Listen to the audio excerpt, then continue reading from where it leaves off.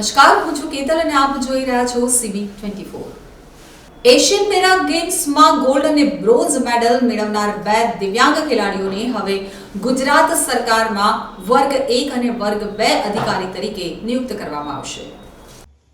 મુખ્યમંત્રી ભૂપેન્દ્રભાઈ પટેલે Asian para games medal મેળવી અને દેશ તેમજ રાજ્યનું નામ રોશન કરનારા બે દિવ્યાંગ ખેલાડીઓની વિશેષ સિદ્ધિને બિરદાવી તેના ગૌરવ સન્માન રૂપે રાજ્ય સરકારમાં વર્ગ 1 અને વર્ગ 2 તરીકે નિમણૂક આપવાનો સંવેદનાત્મક સ્પર્શી અભિગમ અપનાવ્યો છે. રાજ્ય સરકારના રમતગમત, યુવા અને સાંસ્કૃતિક પ્રવૃત્તિઓ વિભાગ દ્વારા અમલી ગુજરાત ખેલકૂદ નીતિ 2016 અન્વયે વિશેષ સિદ્ધિ પ્રાપ્ત રમતવીરોને પ્રોત્સાહન આપવામાં આવે છે.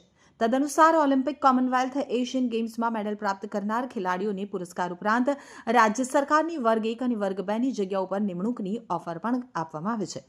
તો મુખ્યમંત્રી ભૂપેન્દ્રભાઈ પટેલ આ સંદર્ભમાં તાજેતરમાં 2023ની એશિયન પેરા ગેમ્સમાં ભારત અને ગુજરાતનું પ્રતિનિધિત્વ કરી ચેસની રમતમાં ગોલ્ડ અને બ્રોન્ઝ મેડલ પ્રાપ્ત બે દિવ્યાંગ પ્રજ્ઞાચક્ષુ ખેલાડીઓને રાજ્ય સેવામાં નિમણૂક આપવાનો નિર્ણય કર્યો છે.